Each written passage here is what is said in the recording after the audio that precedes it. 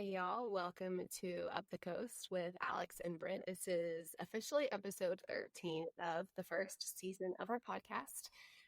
Brent, it has been an absolute whirlwind. It's postseason time, best time of the year, but we're headed into Supers this upcoming weekend. And what are your thoughts on just our first go around, Brent, of a podcast and how it's gone for us so far?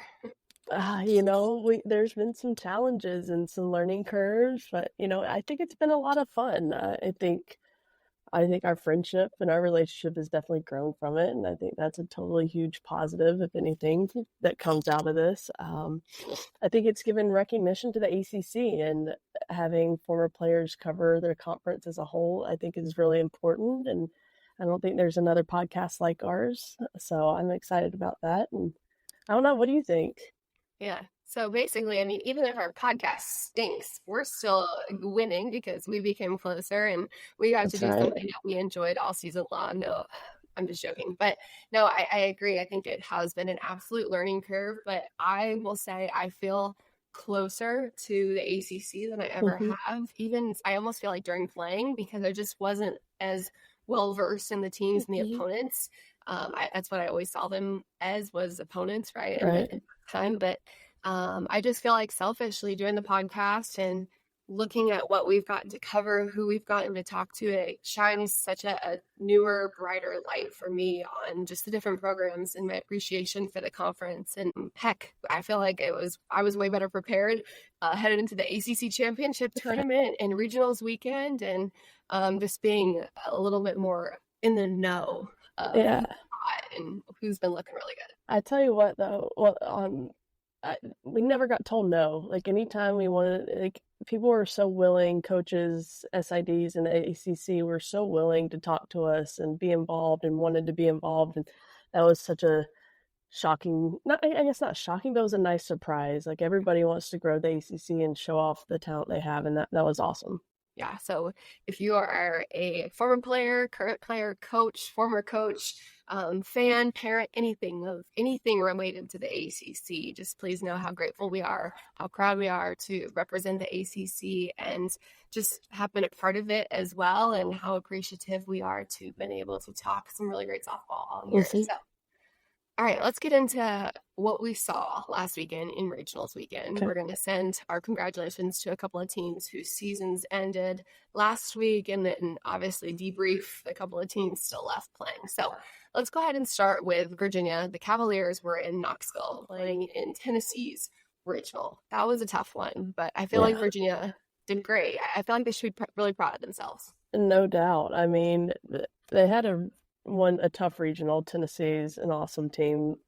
I have a really good feeling that they're going to beat Alabama this weekend, make it OKC. But what they did against Miami, Ohio, who hit what is 160 home runs this year, hadn't been shut out once this season. It's like, I don't know, something stupid like 49-9, and Eden Bigham goes out there and shuts them out twice. Come on now. It was remarkable. They've got to be so proud about that and what Joanna Hardin's done for this team. Like, they were a bubble team to get in, but I think that just shows you how good the ACC was. They're the last team to get in from the ACC, and they go out there and shut out Miami of Ohio. Come on, come on.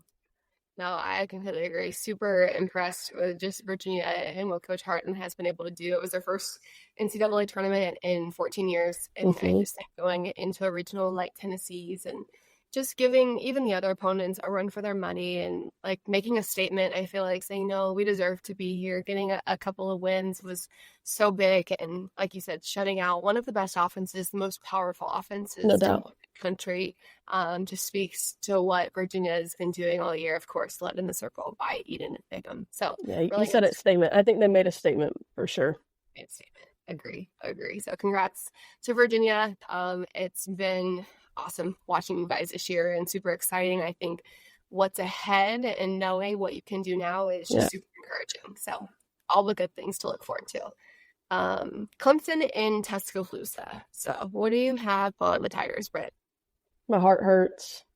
It makes me sad. It makes me so sad for not just the players, but the program. I mean, these were the freshmen that completed their first 4 years of any Clemson softball player. Even two of the players have been there for 6 years, 2 years before the program got started, and they set the bar so high, and they were so good and did so much, and they faced a lot of adversity this year, and I hate to see them go out like they did just throughout the season. They didn't meet the expectations of those from the outside, and nobody really knows what's going on in the inside, and we all know how much talent they had. So, I hope that the relationships that they built over this time and know that they are the ones that laid the foundation and set the standards for Clemson softball, they're able to hold on to that for a long time and not necessarily just how the season ended or went. Yeah, I agree. Definitely just deserving again of another congratulations. It's been a heck of a run to be the first class to come through a program. I can't even imagine, because not many people get to say that.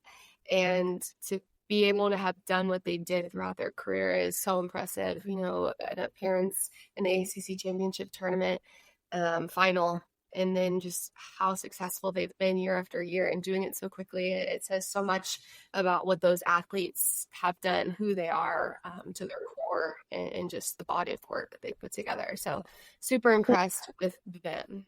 We may get a chance to see Valerie Cagle, though, continue his career. She was drafted by AU, so we'll see how that pans out. Absolutely. And I hope that we do. I hope that she does go play, and I hope she has a fabulous professional career. So only can be good things, right? I hope some more Clemson players get to go too, like Mackenzie Clark and Leah Logaleo and some of them. So hopefully there's some opportunities for those girls to continue playing. Yeah, agree. So Virginia Tech was in Los Angeles. This was a really close one. I know that we were both kind of like texting back and forth just throughout some of the regionals, and Virginia Tech almost had UCLA. They were headed into the 7th. And then the Bruins just did that Bruin magic, which, whatever, I can say as much as I want, but they came through.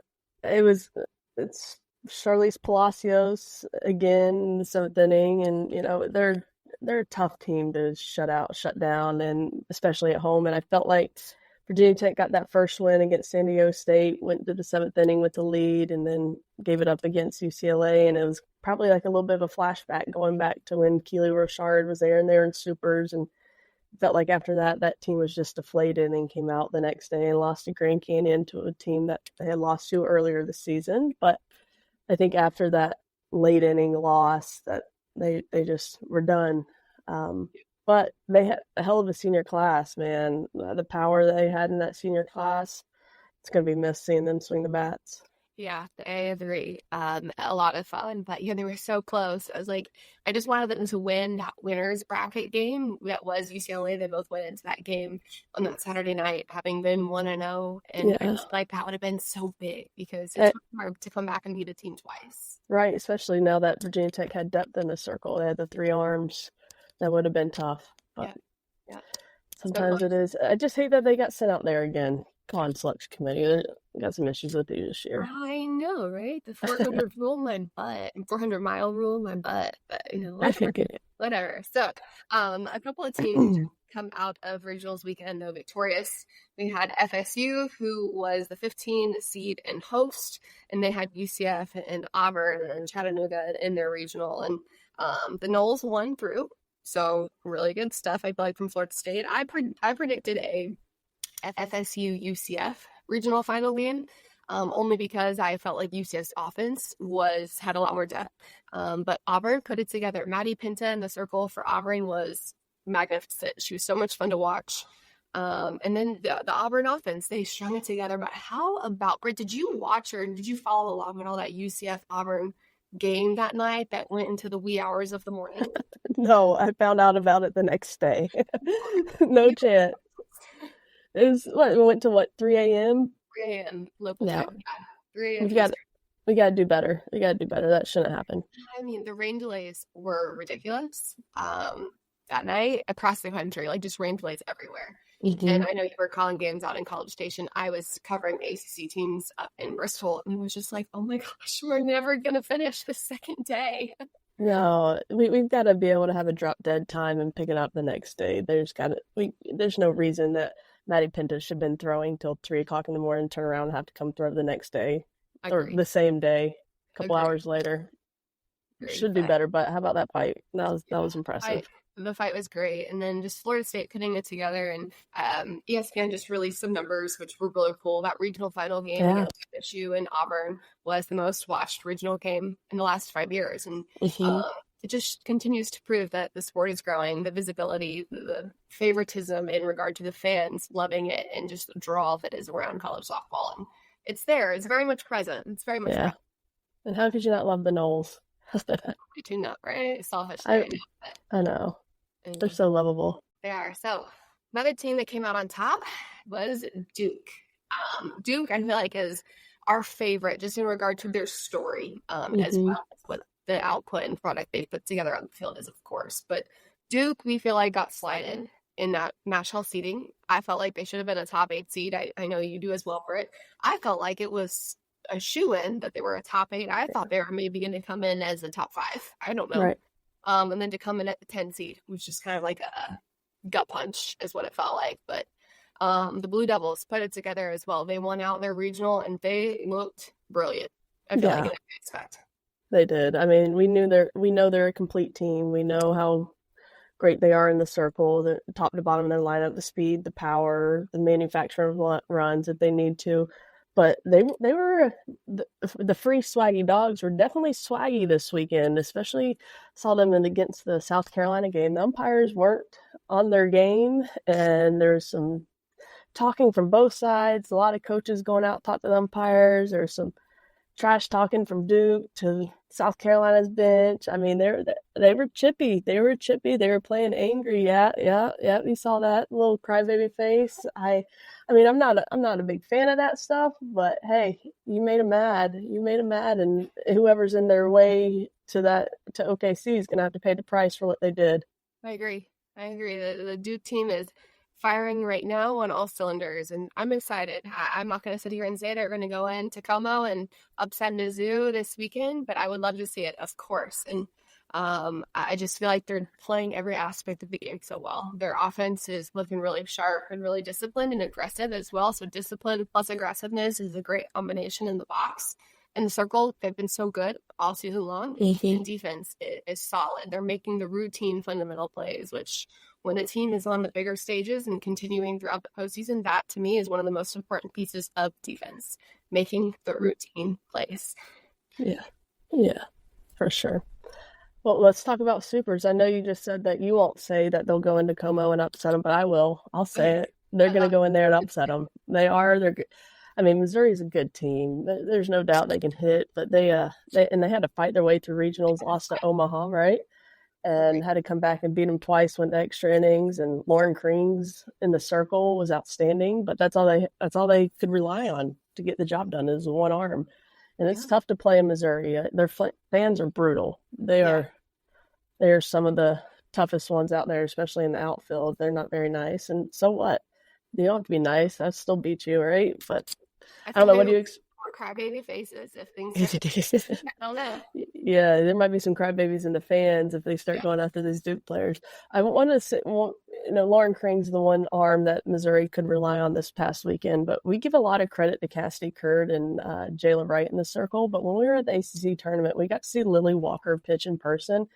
Alex, I was impressed, and I would like to apologize to Lily for leaving her out of this mix because they have 3 pitchers. We talk about how Jayla's down in the zone, Cassie's up in the zone.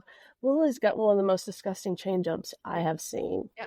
And it doesn't matter what kind of team they're going up against. They have somebody for that matchup and a high elite level pitcher for that matchup. And you don't see that. And I think that's so impressive. No, I think that's a great point. And I do feel like to defend ourselves, I feel like we have mentioned that Duke is definitely like a 2-headed monster, but they have so much depth in the circle. Of course, like you said, Lily Walker, and that 1-2-3 punch, and then you got Zanning Druckmuller, who again is somebody that Duke can go to at any point. And I know NCAA softball, or at least like an account associated with NCAA softball, put out that there's one of the best 1-2 punches is whatever, and in the country, and I was like, I don't know.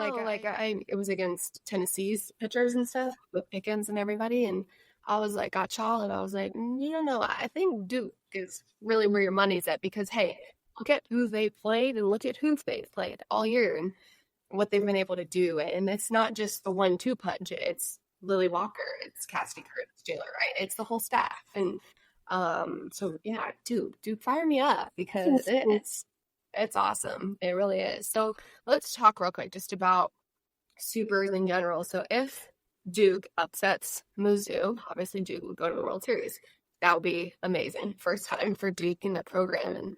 And I love one of the things that Marissa Young said was, I think that she too was a little disappointed in the national seeding, but her view and optimism was so cool because it was just like, hey, our goal is still the same. Now the path is just what looks different. And the way we get there is really the only thing that changes, but the goal is still there. And so I love that because it's adversity, right? You never know. Well, when we talked to her after they won the ACC championship game, she said another one-liner to us. She was like, our story's already written.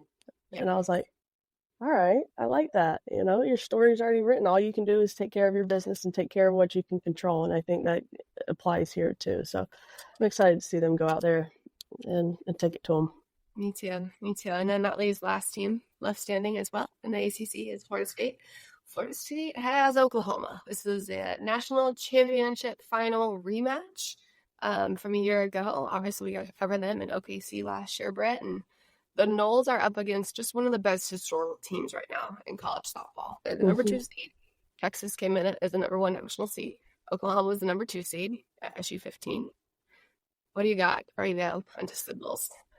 It was going to be a challenge for Florida State to go in there healthy at Oklahoma in their new stadium in front of their fans, with the majority of their Oklahoma returning their starting lineup from the national championship last year, plus adding the number 1 pitcher from the portal and Kelly Maxwell.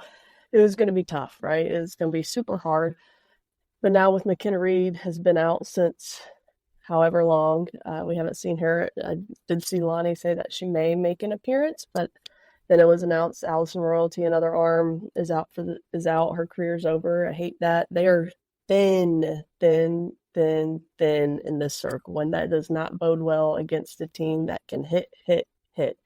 So Coach always works her magic with her chess pieces and pitchers against matchups and where they'll be most successful. She's just not working with a lot of pieces right now, and that worries me. Yeah, I agree, and I think it's going to be a tough one. I think it's going to be a tough battle at Florida State. I mean, they're battle tested. I got to interview her last weekend following the regional win on that Sunday night. And I just kind of asked about the adversity, and it made Lonnie really emotional. And just to say, I'm so proud of these girls. They come out here and they play the game, and we love how they play the game, but their fight for one another, their no quit attitude, their tenacity to just do the job and to have each other's back is what I admire and respect most, and brought her to tears. And that was really special. And you can't teach that. You can teach skills, you can teach fundamentals, you can teach the game all day long, but you can't teach heart.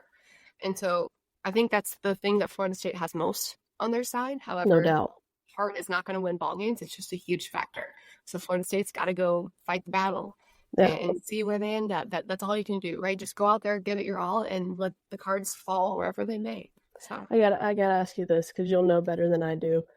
Coach, she's won national championship. She's played in multiple national championships. She's had a ton of success.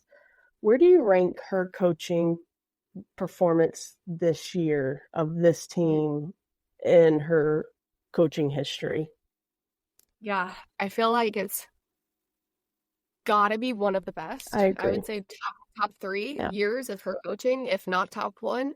And I say that because I've seen more talented teams make it this far and lose this weekend.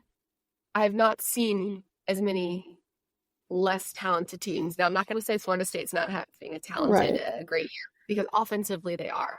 But like you said, they have fought battles that are not really talked about much, or not necessarily put into like a physical, nature to be able to assess them in the circle. And what Lonnie and what the staff, what these athletes also have been able to do and fight through is just really a testament to Coach's knowledge in her game. And again, from a coaching perspective, from a former player perspective, she's one of the best coaches, if not, the best coach in college softball, because of what she's able to do with what she has. And that's not at all a slight at any athlete currently or previously in the Florida State program. Hell, I'm one of them. I just think she's always been so phenomenal at capitalizing on whatever she has. Yeah, she finds her strengths. She finds the strengths and knows how to make them better. And just to keep the team together, I think, too, because even early in the season, there was so much noise, even before injuries, just so much noise. Oh, it's a down year for Florida State. They played for the national championship. Now they're going to go through this rebuild. What's wrong with this person? And she was able to keep her team zeroed in, tunnel vision on their team. And then it was just like another thing would happen. Somebody else would get hurt. Michaela went down. It was just like one thing after another, but she was able to hold her team together. And they're playing in a super regional. They need to win 2 games to get to Oklahoma City. And and when you saw her get emotional talking to you after the game, it just kind of showed you how hard but rewarding this season has been for that team. And I definitely think this is a year that she'll remember forever. I really agree. So if you're a Florida State player, you should be so proud of yourself for doing Absolutely all year long. And if you're if you're the coaching staff, Travis, Mr. Troy, you guys should be really proud. I feel like of what you've done and what you've put together, knowing the different challenges that you faced. So, but we're not giving up on you yet. Oh, we want some more. We want some more magic. Yeah, we'll see. We need some more magic. It makes for a better story. People don't write stories about easy trips. So, yeah. Awesome. On that note, Coach Gumpf from Notre Dame retires after 27 seasons at Notre Dame. Hell of a career. It was fun to watch her compete. And Irish, luckily we got to go out there last year and see what she's built. And that legacy will live on for a long time. Yeah, 23 years. Right, that might have just been on the cusp of you having played college ball. Did you play again? I'm just joking. I'm just joking. Notre Dame was even in the ACC when I played, Alex. I was like, at a conference, but throw a joke in there because I turned 30 in like 2 weeks and I'm freaking out. So yeah, we better be celebrating in OKC. That's right.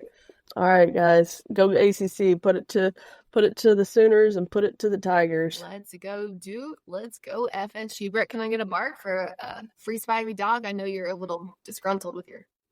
I would start coughing. All right. Yeah, there you go. Thank you, guys. Leaf is waking up. Perfect timing. I love it. All right. All right. It's been fun. Bye, y'all.